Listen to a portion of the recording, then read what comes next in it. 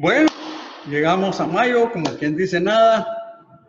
Quiero decirles que los amamos, les mandamos un cordial y virtual saludo.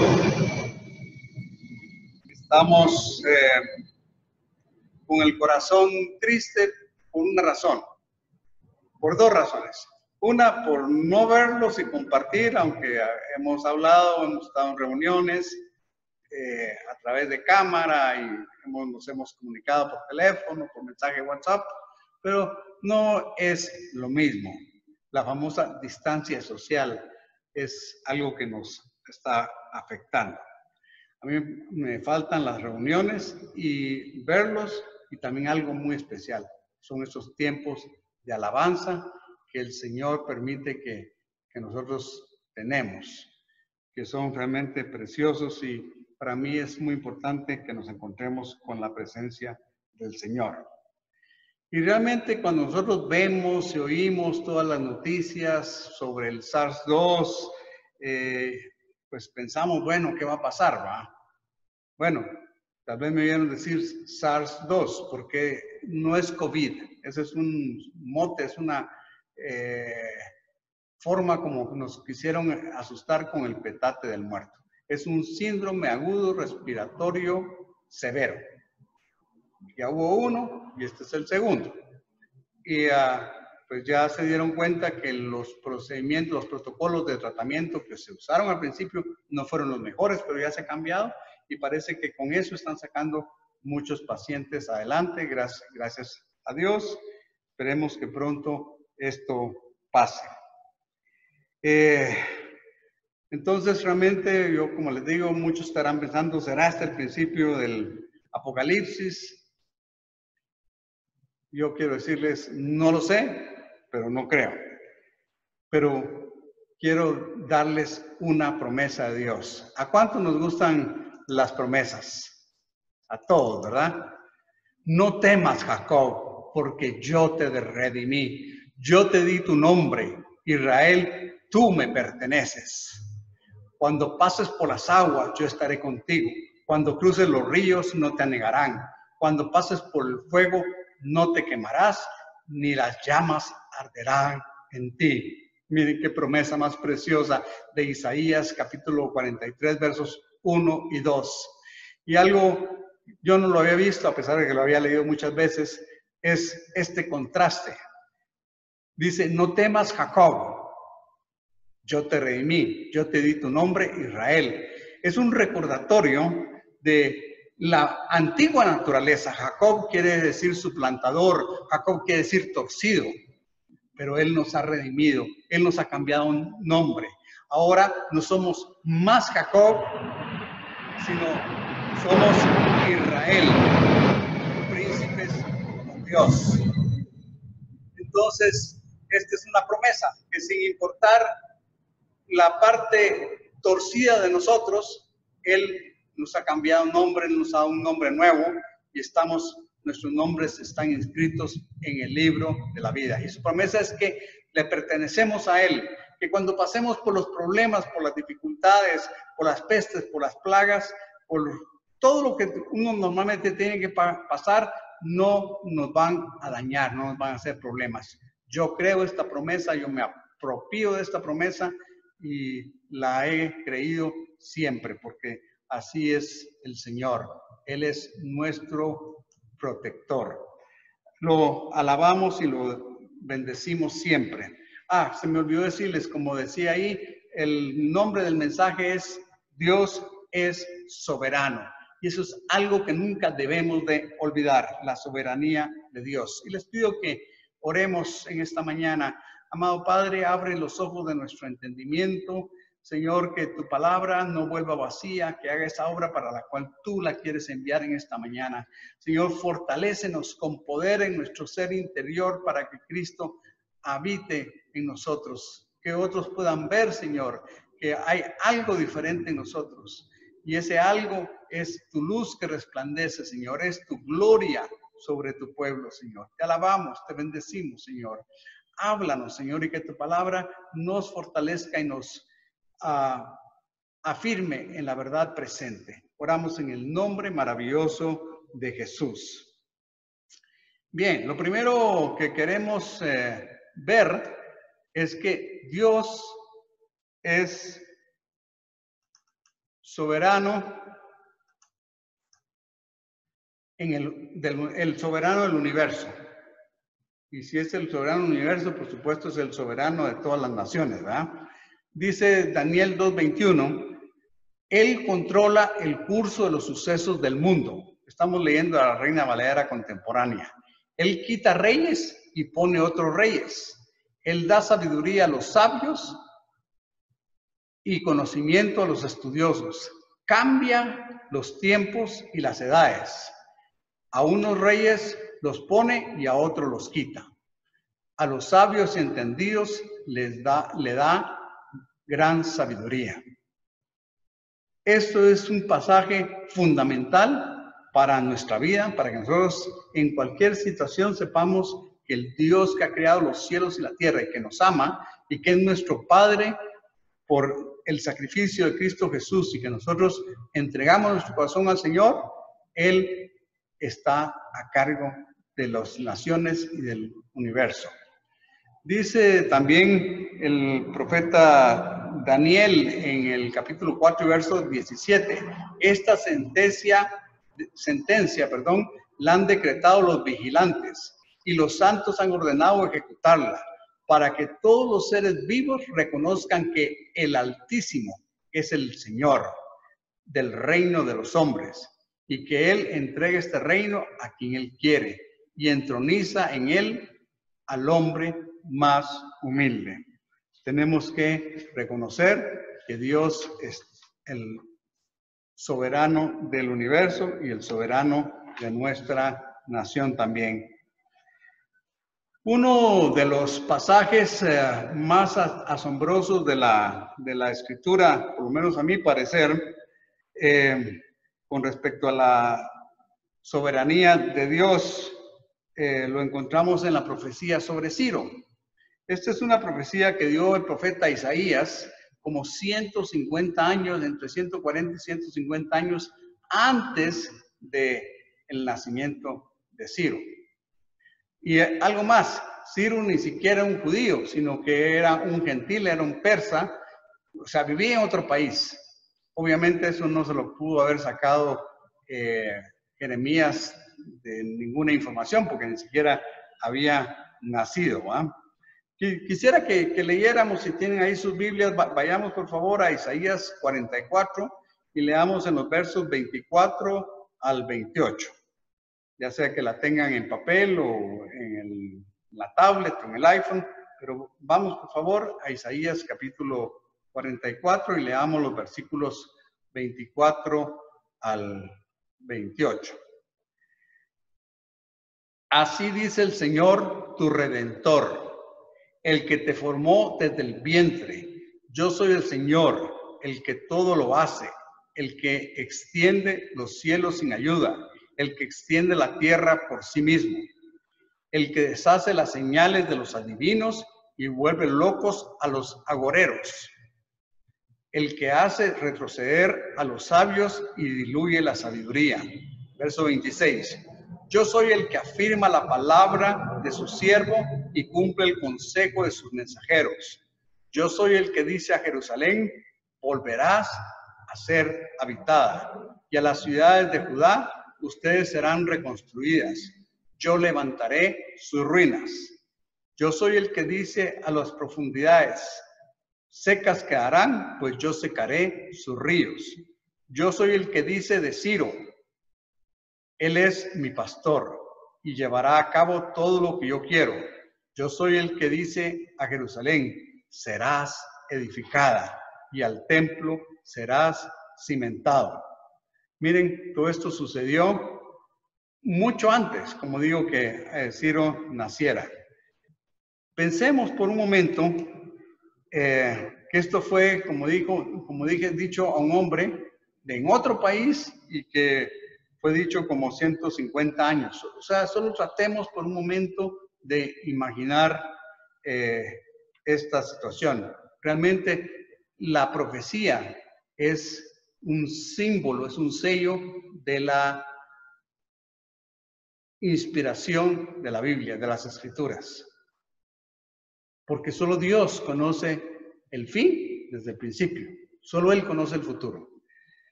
Leamos también en Isaías 45:13, o sea, un capítulo más adelante, dice, a él lo desperté en justicia y allanaré todos sus caminos. Él edificará mi ciudad y pondrá en libertad a mis cautivos, sin dar por ellos nada a cambio. Lo digo yo, el Señor de los ejércitos. Aleluya. El Señor de los ejércitos ya estaba hablando del retorno del pueblo. Ni siquiera habían ido, ya estaba Dios hablando de que los iba a retornar, de que a pesar de que había habido destrucción en la ciudad de Jerusalén, el templo había sido destruido, que Él lo iba a reconstruir. ¿Quién más puede saber eso sino solo Dios? Amén, están conmigo, ¿verdad?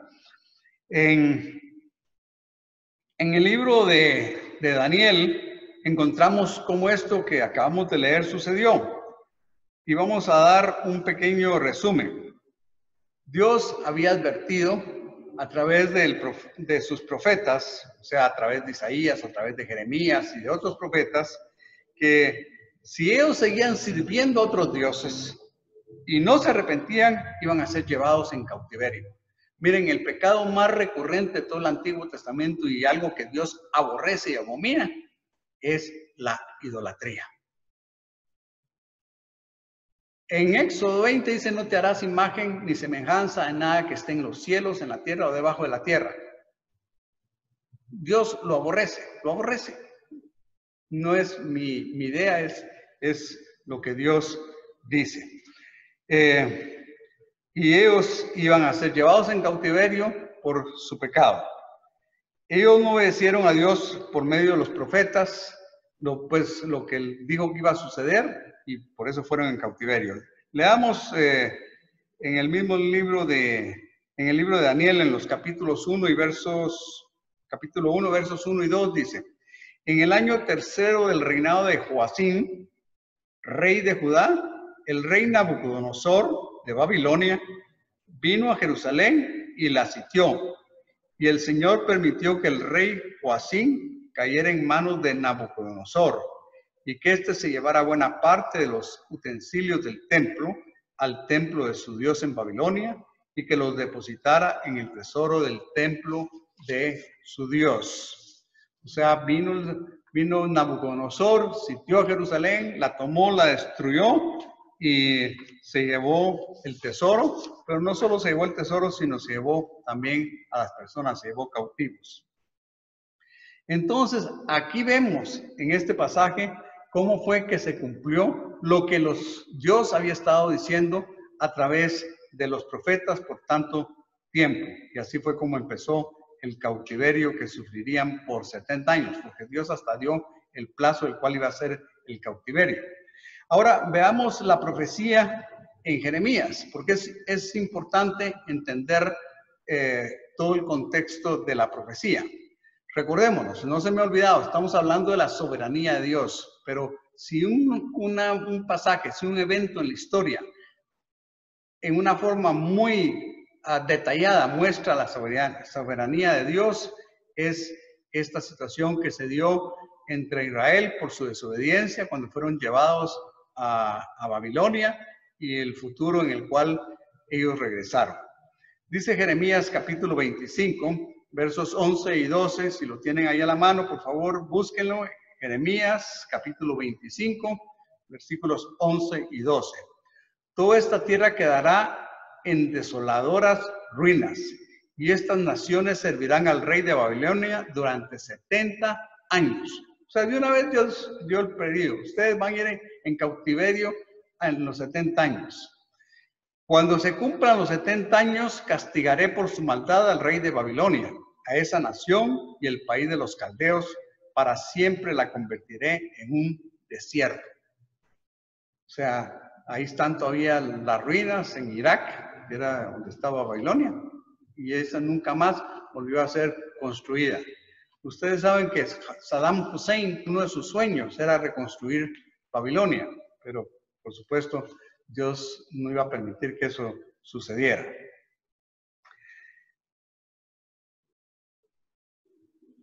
Lo impactante es como Dios, que como hemos estado enfatizando, es el soberano del universo y reina sobre los asuntos de los hombres, arregló todo para que esto sucediera.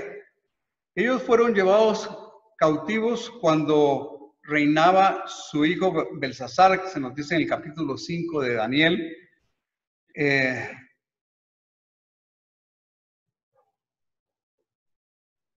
Sucedió lo que ahorita les voy a compartir. O sea, ya no estaba Nabucodonosor, sino estaba Belsasar.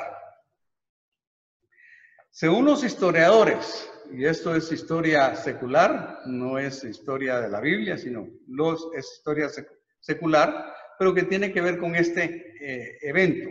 Historiadores como Heródoto, Pridux y otros cuentan de Babilonia. ¿Se recuerdan ustedes que Babilonia hasta el día de hoy es famosa, por lo menos, aunque nunca lo vimos?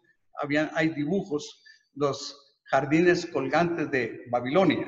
Babilonia es una ciudad como pocas, probablemente sea la única ciudad que ha sido hecha en esa forma. Según estos historiadores, tenía 100 kilómetros de largo. O sea, una ciudad, imaginémonos una ciudad amurallada de 100 kilómetros de largo. Medía 60 metros de alto. Para que ustedes hagan una idea, la parte más alta aquí de la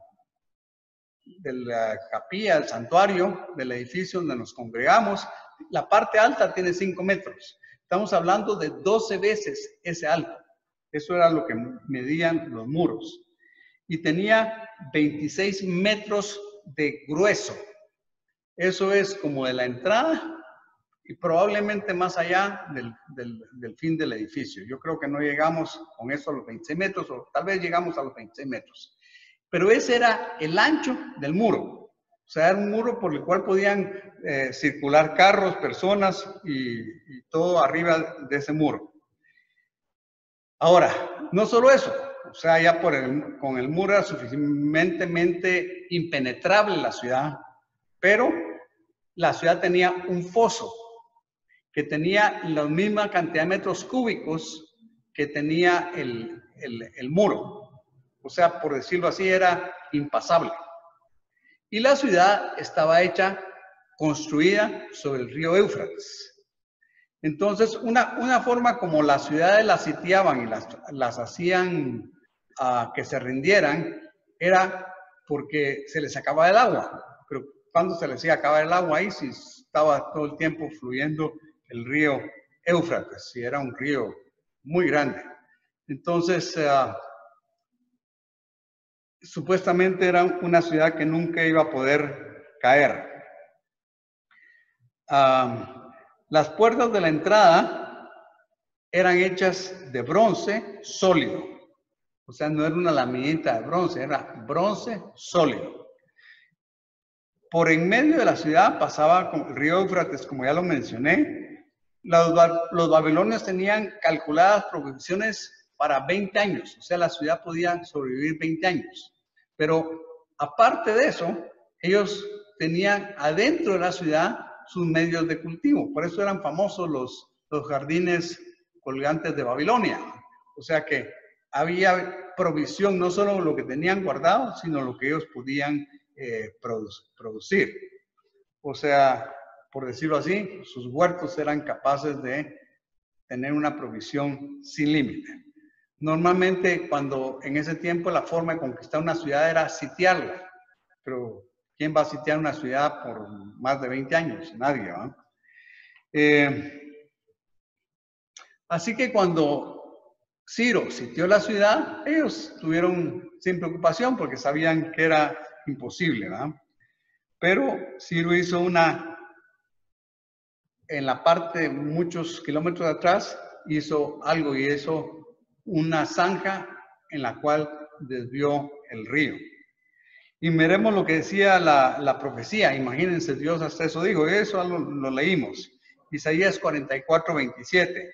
Yo soy el que dice: las profundidades secas quedarán pues yo secaré sus ríos.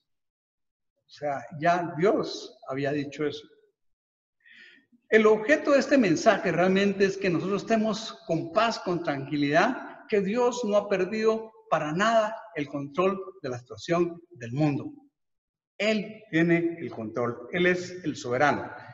Que Él lo haya provocado, que Él esté de acuerdo con lo que está sucediendo, pues definitivamente no, pero Él lo ha permitido. Entonces,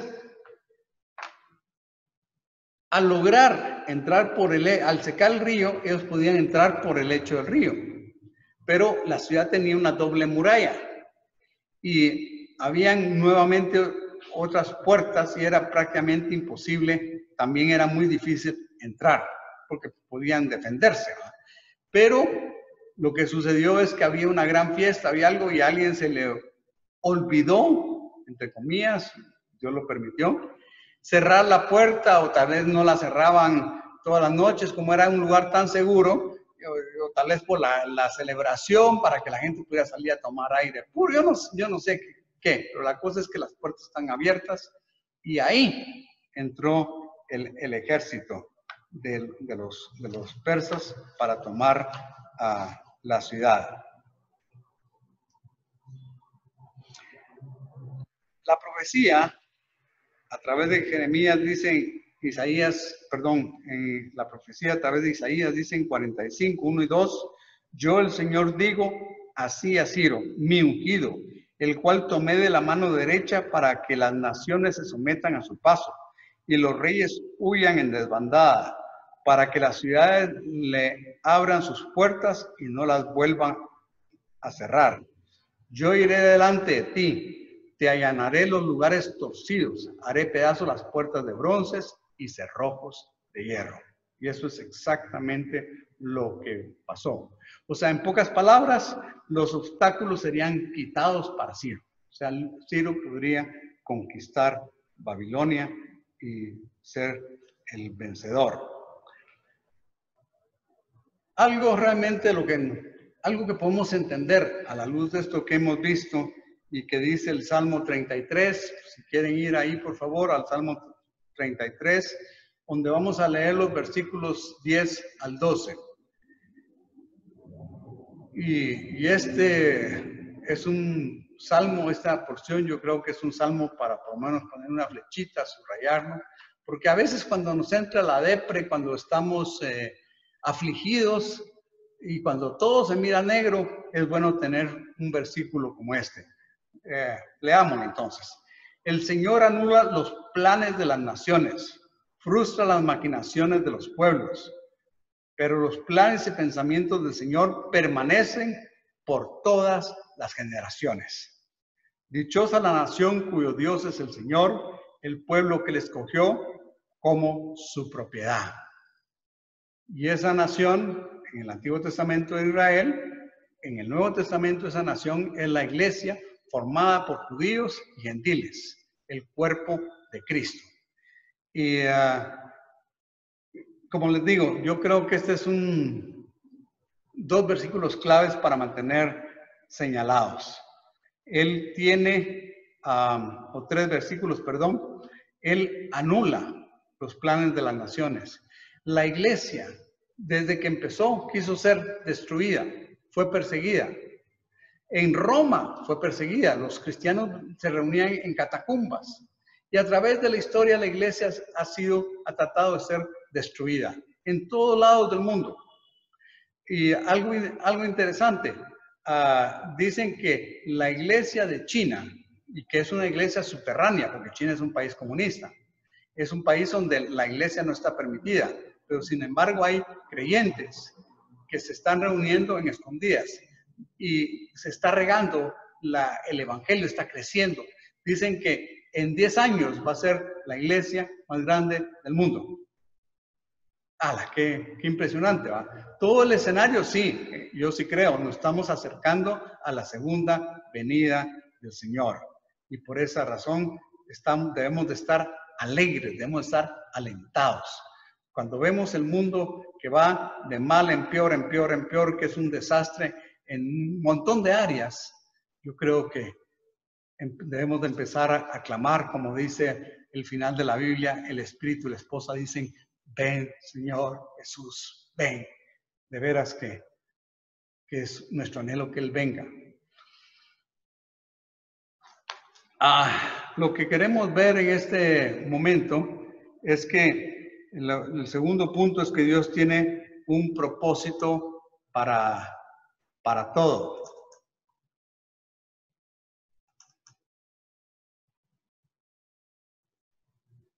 Cuando Dios permite algo, lo hace con un propósito.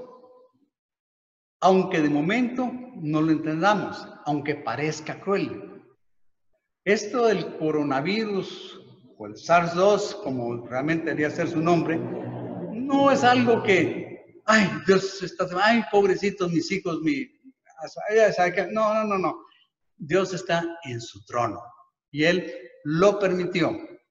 Yo no creo que lo haya mandado, porque cuando vengan las plagas, las pestes, los terremotos y todo lo que catastrófico que se mire en Apocalipsis, ahí no va a dar tiempo de juntarse a ver o a averiguar, sino que va a ser uno tras otro los golpes y las naciones van a gemir y a clamar. Esta es apenas una probadita de lo que puede ser una peste a nivel global o muchas pestes, muchos fenómenos que vengan en una forma continuada y que escapen al control humano.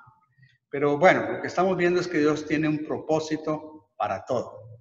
Dice Levítico 18:24, no se contaminen con nada de esto. El trasfondo, y ustedes lo pueden leer en su casa, es que las naciones en las cuales en la tierra donde ellos vivían eran naciones que tenían una vida muy inmoral, muy perversa, ellos quemaban a sus hijos, los entregaban al dios Moloch. Miren, increíble, como hablamos la vez pasada, es impresionante la cantidad de abortos en el mundo. Es entregar los hijos a Moloch. Bien, pero terminemos de leer este versículo 24 en Levítico 18. No se contaminen con nada de esto. Las naciones que yo estoy expulsando de la presencia de ustedes se han corrompido cometiendo todas estas cosas. Cuando Dios les dio la tierra prometida, que después de haberlos sacado de Egipto, en la tierra estaban los cananeos. Eran 7 naciones muy fuertes, muy poderosas y todas muy depravadas. Y Israel con el tiempo empezó a hacer lo mismo y Dios los llevó en cautiverio. Dice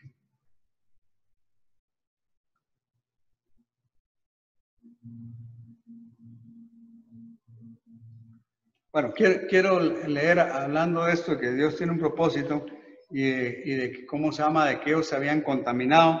Dice en Deuteronomio 18, si quieren lo leo rapidito, versos 9 a 14. Cuando entres en la tierra que el Señor tu Dios te da, no cometas los mismos actos repugnantes que practican estas naciones.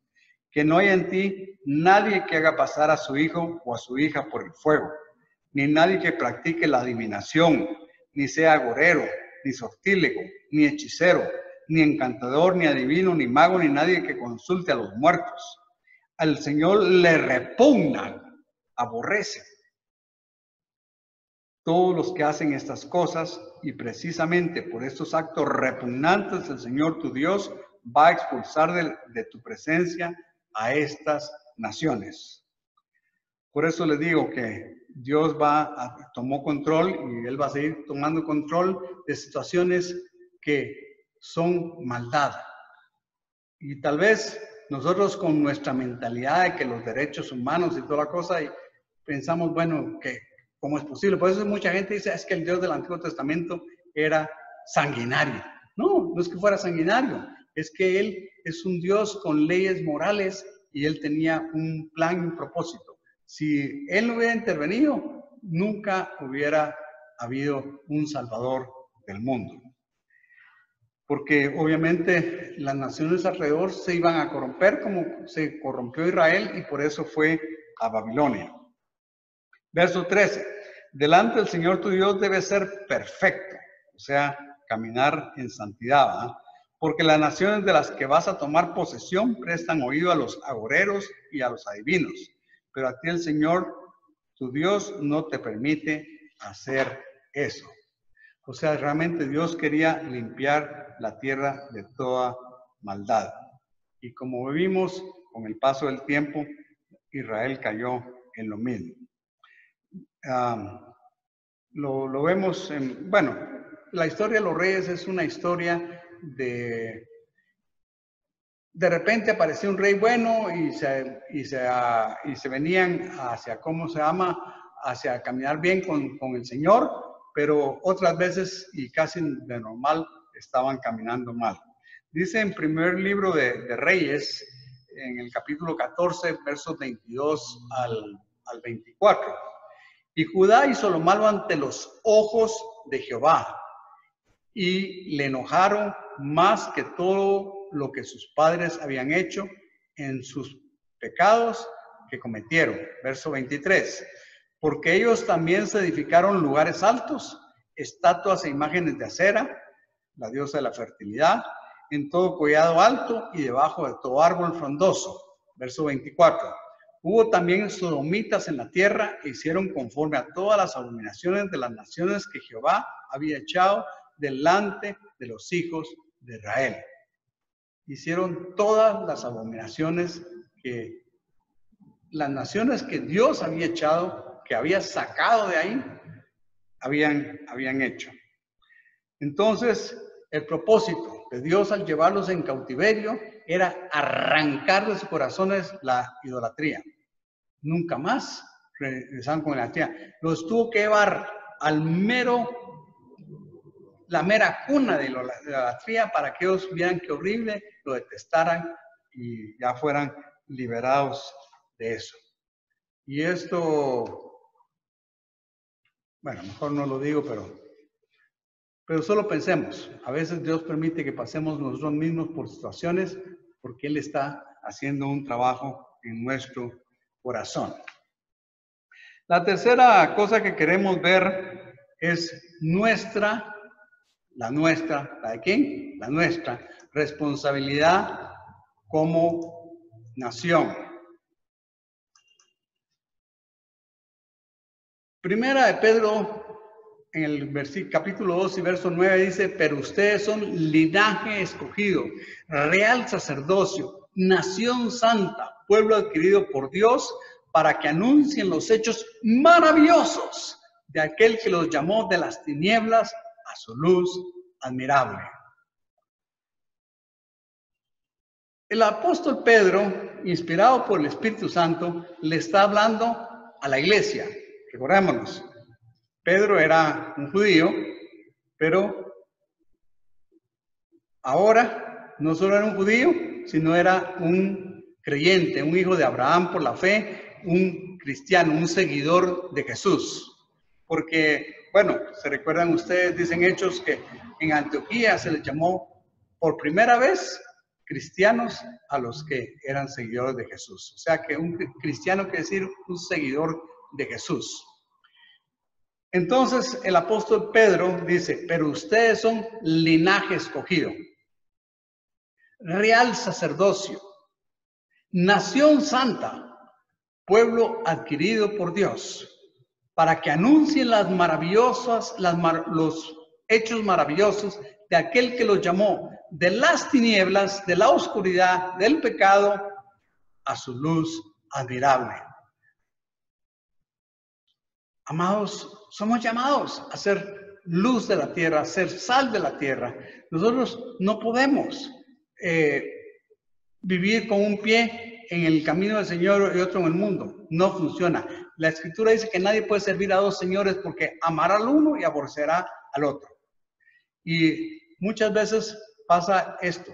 Nosotros queremos contemporizar con los amigos, contemporizar con los compañeros de trabajo, contemporizar con la familia en su camino que no agrada a Dios, porque no nos gusta ser verticales, definidos, radicales. Quiero decirles que que nuestra responsabilidad de amor hacia aquellos que de veras amamos, con los cuales tenemos interés, es ser luz. Tal vez al principio nos rechacen, pero finalmente en el momento que ellos estén preparados, en el momento que el Espíritu Santo los toque, ellos van a buscarnos. Así que les animo que seamos definidos para el Señor.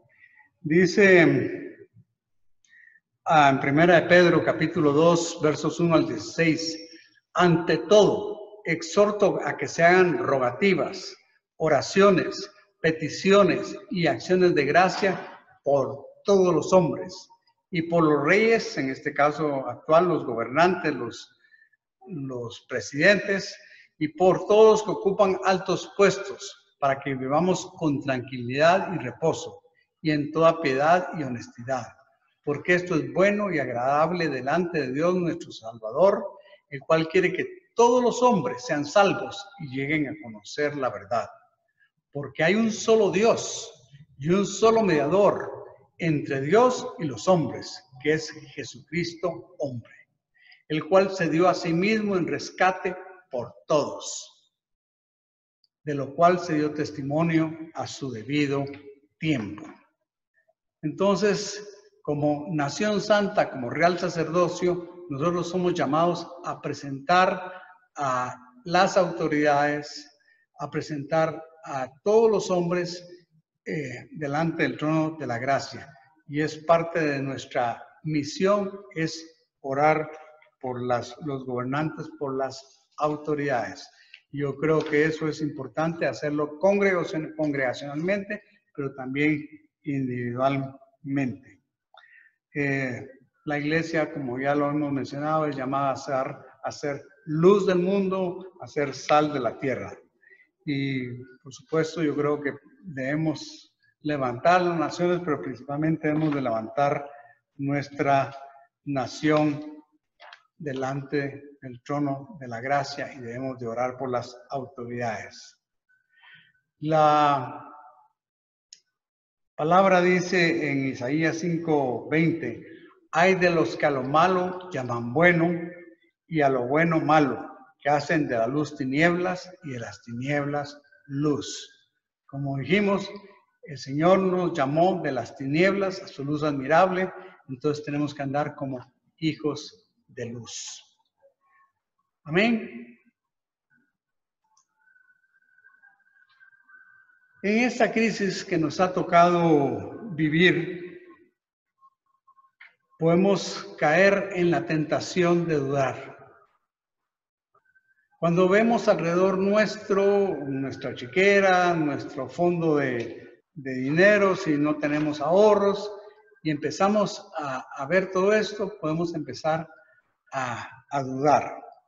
Pero si somos llamados a ser una nación de reyes y sacerdotes, un sacerdote presentaba delante del trono de la gracia a las tribus de Israel.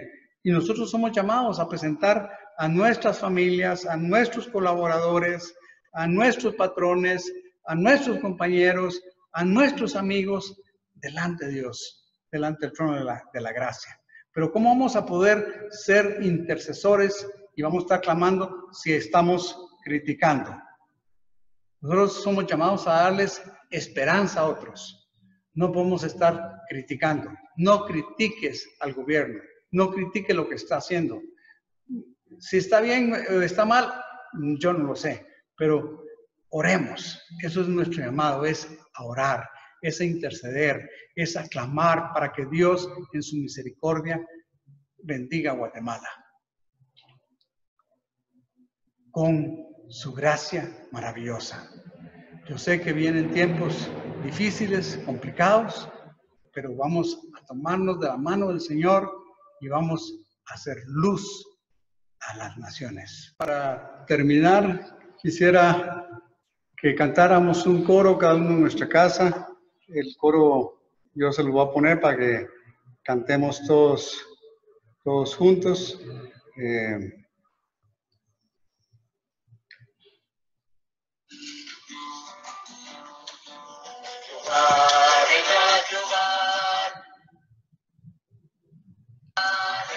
Bendito sea el nombre de Dios. Jehová reina, Jehová reina. Bendito sea el nombre de Dios. Alégrense los cielos, gócense la tierra y digan en las naciones. Jehová reina, Jehová reina. Bendito sea el nombre de Dios. Jehová reina, Jehová reina. Bendito sea el nombre de Dios. Jehová reina, Jehová reina. Bendito sea el nombre de Dios. Alégrense los cielos, gócense la tierra y digan en las naciones. Jehová reina, Jehová reina. Bendito sea el nombre de Dios. Alégrense los cielos, gócense la tierra y digan en las naciones. Jehová reina, Jehová reina. Bendito sea el nombre de Dios. Alégrense los cielos, gócense la tierra y digan en las naciones. Jehová reina, Jehová reina. Bendito sea el nombre de Dios. Jehová reina, Jehová reina. Bendito sea el nombre de Dios. Jehová reina, Jehová reina. Bendito sea el nombre de Dios. Alégrense los cielos, gócense la tierra y digan en las naciones. Jehová reina, Jehová reina. Bendito sea el nombre de Dios. Bendito sea el nombre de Dios. Bendito sea el nombre de Dios. Aleluya. Oremos. Padre amado, te damos gracias por tu palabra. Yo te pido que esa palabra no vuelva vacía, Señor, sino que haga esa obra para la cual tú nos las has enviado en esta mañana. Que seamos fortalecidos con poder en nuestro ser interior, Señor. Que seamos portadores de paz, Señor. Seamos portadores de esa paz, shalom, esa paz que viene de ti, Señor. Esa paz que va mucho más allá de todo entendimiento, Señor. Que cuando nos comuniquemos, cuando entremos en contacto con alguien, Señor, que tal vez tenga miedo, pueda salir con paz después de haber tenido una plática con nosotros, Señor. Y, Señor, que este sea un tiempo, Señor, que también podamos aprovechar a mostrar el Evangelio, Señor. Porque si algo tenemos todos garantizado, Señor, es que vamos a morir. Y lo que está en juego aquí en esta tierra es la eternidad. Padre, en el nombre de Jesús, Señor, te doy gracias. Bendice a las familias del Pan de Vida, guárdalos y prospéralos en todo su camino, Señor. Dales sabiduría para saber cómo reactivar sus trabajos, Señor, sus negocios. Padre, abre las ventanas de los cielos y derrama bendiciones hasta que sobre y abunde. Te lo suplico, Padre, en el nombre maravilloso y poderoso de Jesús. Amén. Hermanos, que tengan una buena semana, que haya victoria y gozo y alegría en sus corazones. Amén. Dios los bendiga.